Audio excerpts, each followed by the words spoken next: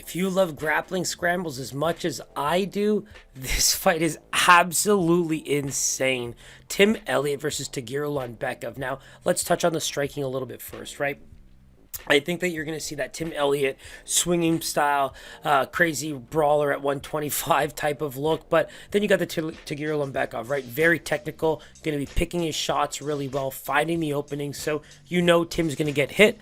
It's more about can he hit Tagir well enough as well. So I like the way the stand-up plays out. It's just really going to depend on technique versus brawler. And I think that Tim Elliott has that awkward style that we see from Dominic Cruz a bit. But he gets hit a bit more, I would say. And the big thing for me is can he do damage back? But let's look at the part that we all love so much, right? The absolute speediest guys in the UFC, sprawling and brawling. Just that's my favorite part of this weight class, is just watching these guys absolutely scramble out of these incredible positions. It's just amazing to watch for me. And I think that's going to be the big thing in this fight, right? You're talking about a guy like Tim Elliott and Tagir Ulanbekov. So Tagir Ulanbekov is going to try to octopus you. We saw a guy like Nascimento just have so many opportunities to try and find submissions to get himself out of danger. It was just such a beautiful display of jiu-jitsu, Dagestani wrestling, control. Just you really watch for that weight distribution and how they're able to not only read their opponents but be 2-3 steps ahead. Like, it's just so beautiful to watch. And it's transient, really, for me, and that's where when you watch that fight again, I ended up finding myself rewatching the Ulanbekov Nascimento fight almost completely because the scrambles are phenomenal. Like I said, Nascimento definitely puts up a phenomenal fight in that one, and I think that's where you learned a lot about Tagir, where he looks good, where he has, areas where people can compete at this level.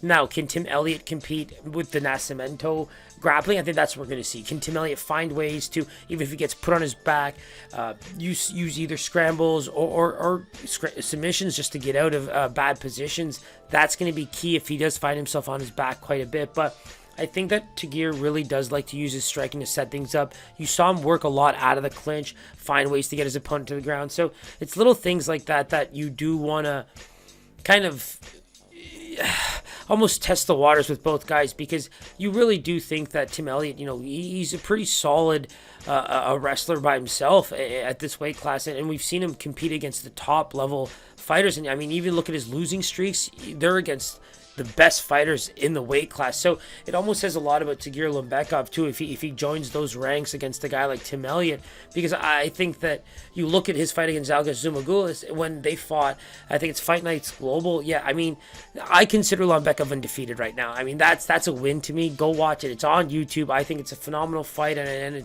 it shows you two guys that you've grown to love in the UFC anyway. And I really do think he's an undefeated fighter with a title out of that promotion. And for me, like I said, scrambles galore, two lefties, 4-inch reach advantage for Tagir, so the striking game is going to have an opportunity there, but I don't know.